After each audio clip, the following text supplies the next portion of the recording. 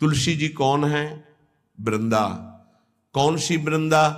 यहां वृंदावनेश्वरी की सखी वृंदा सखी नहीं, ध्यान रखना, ये वृंदा सखी नहीं, अधिष्ठात्री हैं। अनादि वृंदावन अनादि वृंदा सखी, ये वो वृंदा जो नारायण को पति रूप में बनाना चाहती थी। तो देवर्षि नारद जी आए और कहा, देवी नारायण को ऐसे तुम पति रूप में नहीं बना पाओगे, पहले तुम्हारे पातिव्रत धर्म की परीक्षा होगी।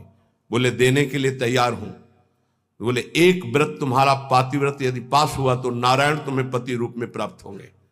बोले तथास्तु, आप हमें बोलिए किसके साथ मैं अपनी आराधना का स्वरूप प्रकाशित करूं। तो उनका जालंधर राक्षस, इसको पति बनाना होगा और तुम्हारे पातिव्रत से त्रिभुवन में पता चलना चाहिए कि तुम्हारी जैसी कोई सती और पतिव्रता नहीं। बोले जैसा आप आदेश करेंगे। ऐसा जालंधर राक्षस पति रूप में वर्ण किया और ऐसा सतीत्व तो पूरा चरित्र है, त्रिभुवन में कोई उसका बाल बांका भी नहीं कर पाया।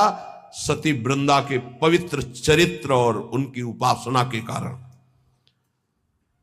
भगवान शंकर आदि बड़े बड़े देवताओं ने दिव्यास्त्रों का प्रयोग किया, जालंधर का कुछ नहीं बिगड़ पाया।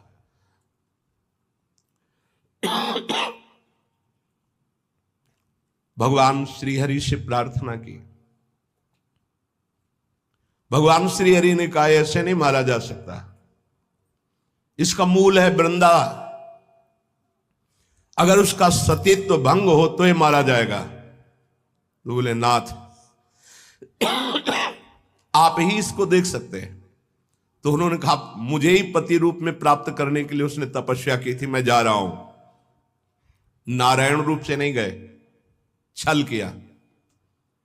जगत मंगल के लिए उस दैत्य को मारने के लिए भगवान उसका रूप धारण किया जालंधर का।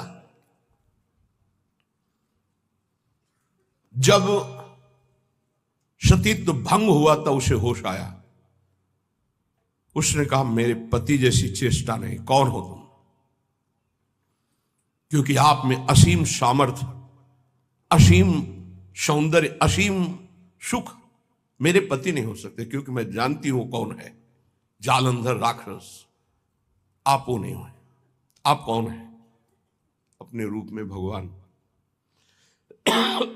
तो उन्होंने कहा माना कि आपके लिए ही तप कर रही थी, लेकिन इस समय मेरा पति जालंधर, अब मैं मानती हूं मारा जाएगा क्योंकि मेरा तप नष्ट हुआ। तो मैं आपको शाप देती हूं, आप पाषाण रूप हो जाएं।